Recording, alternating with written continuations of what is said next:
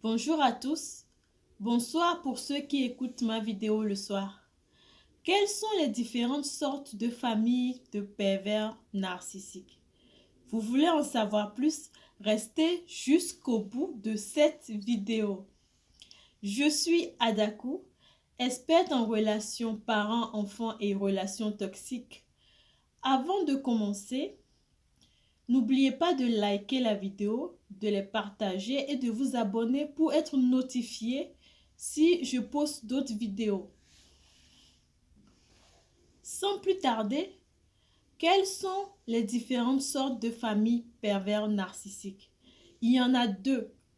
La première, c'est la famille où il y a le papa qui est complice de pervers narcissiques, la maman qui est la pervers narcissique ou tout simplement le contraire. C'est-à-dire, c'est le papa qui est pervers narcissique et la maman qui est complice de pervers narcissique. Et ils auront des enfants. Et parmi ces enfants, il y aura l'enfant roi, le bouc émissaire et les autres enfants qui vont tout simplement servir au par rapport à l'utilité qu'ils apportent à la famille, servir tout simplement de nourriture énergétique. Voilà. Maintenant, la deuxième sorte de famille de pervers narcissiques, c'est la famille où il y a le papa qui est pervers narcissique et la maman qui est aussi pervers narcissique. Dans ma vidéo, c'est de ce cas-là que je vais aborder et essayer de expliquer dans cette famille quel est le mécanisme, comment est-ce que cette famille-là fonctionne. Le papa, la plupart du temps, c'est un pervers narcissique extraverti et la maman qui est une perverse narcissique introvertie.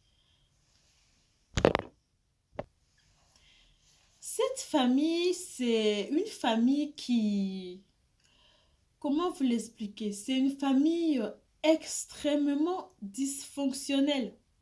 C'est une famille où la terreur est vraiment semée dans la vie des enfants. C'est une famille qui cherche à avoir beaucoup d'enfants, tout simplement pour pouvoir servir de nourriture. Parce que le papa, qui est le pervers narcissique extraverti, domine sur la maman qui est pervers narcissique introverti. Dans cette famille, la maman qui est introvertie, je la nommerai le serpent. Elle, ses manipulations sont beaucoup plus subtiles. Mais le papa, comme vous savez, qui est le pervers narcissique extraverti, comme vous le savez déjà, les pervers narcissiques extravertis ne se cachent pas. Ils disent qui ils sont, ils n'hésitent pas à utiliser la force, le pouvoir, la peur, la terreur, tout simplement pour obtenir ce qu'ils veulent. Maintenant, comment fonctionne cette famille? La plupart du temps, dans cette famille, la maman qui est le serpent, qui se dissimule, met toujours tout le tort sur le papa qui est extraverti. Et la plupart du temps, elle gagne. Pourquoi? Parce que tout le monde voit que, effectivement, le papa, il est vraiment je dirais, un dragon qui crache du feu. Donc, ça passe pas inaperçu. Donc, cette maman réussit comme ça à chercher des complices pour pouvoir effectivement faire taire ce dragon cracheur de feu, ce dragon qui vocifère dans tous les sens. Et à la fin, effectivement, vous allez voir ce qui va arriver dans la plupart des cas dans ces genres de famille. Maintenant, je vais parler des enfants. Les enfants dans ce genre de famille sont considérés comme de la nourriture, tout simplement. Ce sont des petits vampires qui servent au fait à ramener du sang dans la famille. Parce que cette famille, n'oublions pas, c'est une famille buveur de sang. Et dans cette famille, il y a l'enfant roi, qui est souvent la grande sœur de la famille, devient aussi pervers narcissique, mais cette fois-ci extraverti, et a aussi des qualités introverties, ce qui la rend encore plus dangereuse même que le papa extraverti et la maman introvertie. Donc, dans cette famille, cette grande sœur qui a la combinaison des deux parents, surtout du papa extraverti, va dominer sur ses frères et sœurs, en semant effectivement la terreur, la peur, la manipulation et, comme vous le savez, l'horreur. C'est un film d'horreur dans cette famille. Maintenant, je vais passer au bouc émissaire dans cette famille. Le bouc émissaire dans cette famille, c'est une personne qui, si elle parvient jusqu'à l'âge adulte, elle a de la chance. Parce que le bouc émissaire dans cette famille n'est pas du tout désiré. Comme vous le savez, le bouc émissaire, c'est la personne qui apporte de la lumière, c'est la personne qui est innée, qui apporte des valeurs innées comme la justice, la paix, la joie et l'amour. Mais dans cette famille, ce sont des valeurs qui ne sont pas du tout acceptées parce que là-bas règne la terreur, la manipulation, là-bas règne l'horreur, tout simplement. Donc, ce bouc émissaire qui ramène ces genres de valeurs va être vraiment détesté par le papa PN extraverti, c'est-à-dire pervers narcissique extraverti, et par la maman pervers narcissique introverti. Et n'oublions pas que il y a la grande sœur pervers narcissique qui a la combinaison des deux parents, qui aussi va semer la terreur dans la vie du bouc émissaire. Dans cette famille, comme les deux parents sont des pervers narcissiques, avant même la naissance de cette dernière, c'est-à-dire ce bouc émissaire, avant sa naissance, elle sera déjà abattue, c'est-à-dire avant sa naissance, elle sera affrontée. On ne voudra même pas qu'elle vienne au fait à terme, cette grossesse, parce qu'ils auront déjà décelé dans l'invisible ce que cette personne sera. Donc, ils vont chercher par tous les moyens pour l'éliminer avant la naissance. Si elle vient à terme, c'est tout simplement la main de Dieu qui a agi dans sa vie.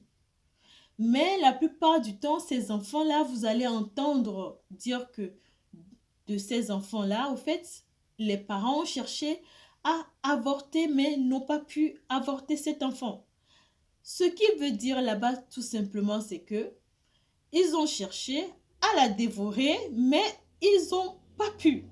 Tout simplement parce qu'il y a une main puissante qui agissait. Comme la Bible dit dans Job, l'Éternel Dieu Tout-Puissant a laissé Satan aller terroriser Job, mais il a dit, tu peux faire tout ce que tu veux, mais ne touche pas à sa vie.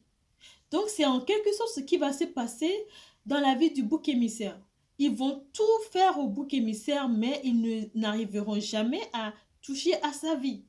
C'est tout simplement qu'ils auront cherché tous les moyens pour éliminer le bouc émissaire dans cette famille, mais comme la main de Dieu est sur la vie de ce bouc émissaire, cela n'arrivera jamais à terme. Si vous êtes bouc émissaire dans cette famille, je vous conseille de vous éloigner le plus loin possible physiquement. Coupez tout lien d'âme émotionnel et aussi vous fortifier sur le plan spirituel, c'est-à-dire chercher Dieu, dans ce cas, cherchez la présence du Seigneur dans votre vie. Tout simplement parce que ce sont des personnes qui spirituellement sont très fortes. Déjà, il y en a deux, plus la grande sœur perverse narcissique, plus les petits vampires qui sont là pour vous dévorer. Alors, il y a à chercher du renfort. Sinon, Le bouc émissaire dans ce genre de famille finit toujours par mourir s'il n'y a pas la main divine dans sa vie. Ce que je vais expliquer ensuite, c'est que coupez tout lien émotionnel. Après tout, vous n'avez jamais fait partie de cette famille. Vous étiez juste venu apporter la lumière dans cette famille. Mais ils ont tellement endurci leur cœur tout simplement parce que ils ont devenu insensibles à toute forme d'émotion que là, vous voyant complètement sensible, complètement hypersensible en plus, vous êtes tout simplement en train de les doigter. En vous voyant, en voyant à travers vos yeux, ils sont tout simplement en train de voir qui ils sont réellement, c'est-à-dire des personnes complètement démonisées. Et du coup, ils ne vous supportent pas et ils veulent en finir à votre vie. Le bouc émissaire dans cette famille va souvent traîner avec lui l'esprit de cette famille, c'est-à-dire l'esprit de pervers narcissique. Dans cette famille, vu que les parents pervers narcissiques ne veulent pas se détacher du bouc émissaire qui en même temps constitue une nourriture vraiment infinie, je vais dire, parce que le bouc émissaire a en elle une source de vie infinie, illimitée. Donc, elle constitue la première source d'énergie de cette famille. Et en même temps, le bouc émissaire est là pour rompre les blessures, pour rompre cette malédiction transgénérationnelle.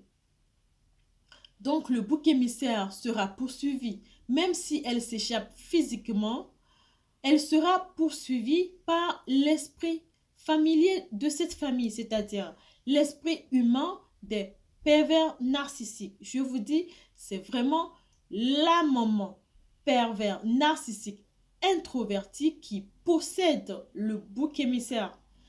Et dans sa vie en général, le bouc émissaire, quand elle ne s'éveille pas spirituellement pour demander la grâce de Dieu dans sa vie, pour demander la main du Seigneur dans sa vie, cette personne, partout où elle ira, sera poursuivie. Pourquoi?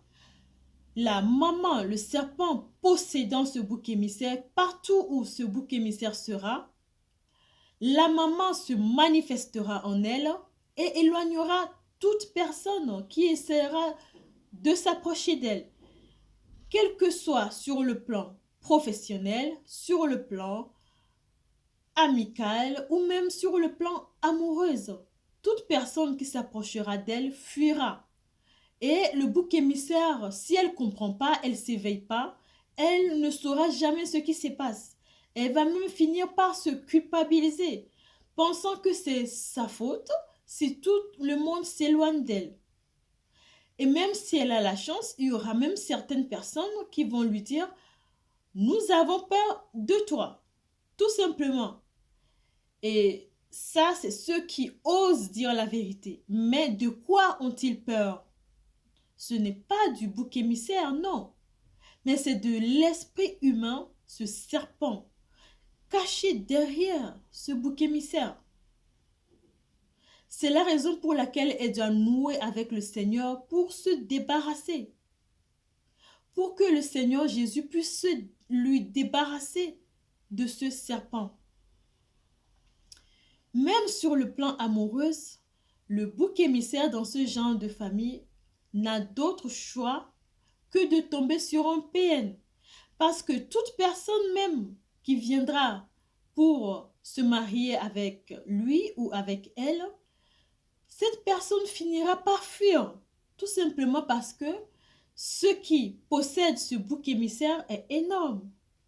Et cette personne refuse de mettre sa vie en danger. Et c'est la raison pour laquelle le bouc émissaire se sentira toujours rejeté partout. Même en allant chercher du travail, elle sera rejetée. En cherchant des amis, tout le monde finira par la fuir. Même dans sa vie amoureuse, tout le monde finira par s'éloigner d'elle. Et au final, désespéré, un pervers narcissique se pointera tout simplement pour finir le travail des parents. C'est-à-dire, ce bouc émissaire est le sacrifice de la famille. Comme la Bible dit, les enfants d'Israélites, à un moment donné, ont commencé par sacrifier les enfants à Baal. C'est exactement ce qui se passe ici. Les parents pervers narcissiques sacrifient leurs enfants, sacrifient leur bouc émissaire tout simplement aux esprits. Et tout simplement que ce pervers narcissique qui viendra épouser ce bouc émissaire viendra tout simplement finir le travail. Ce sont des meurtriers qui commettent des meurtres parfaits. Je vous dis, dans ces familles-là, vous allez voir qu'il y a des enfants qui décèdent. Personne ne comprend rien d'une maladie ou tout simplement crise cardiaque d'un coup comme ça. C'est tout simplement que ces parents qui sont des pervers narcissiques ont tout simplement besoin de sacrifices. Vous allez aussi voir que les enfants, dans cette famille, il n'y a pas que des fausses couches. Il y a aussi des enfants qui naissent quelques jours ou quelques mois après et qui décèdent. Sans oublier qu'il y a aussi des personnes dans cette famille-là qui ont des handicaps bizarres. Ils sont nés, ils sont parfaits, ils n'ont aucun problème. À un âge donné, ils commencent par développer des handicaps bizarres. Des handicaps qu'on ne comprend pas. Des choses inexplicables. La plupart du temps, les Blancs ont développé et ils savent que certains handicaps sont causés par tel ou tel. Mais je vous dis, dans ces familles-là, ils ne trouveront aucune explication. Tout simplement parce que c'est quelque chose de spirituel. Voilà, je suis venue à la fin de ma vidéo. Si vous avez aimé, n'hésitez pas à partager, à liker cette vidéo. Au revoir, à plus tard.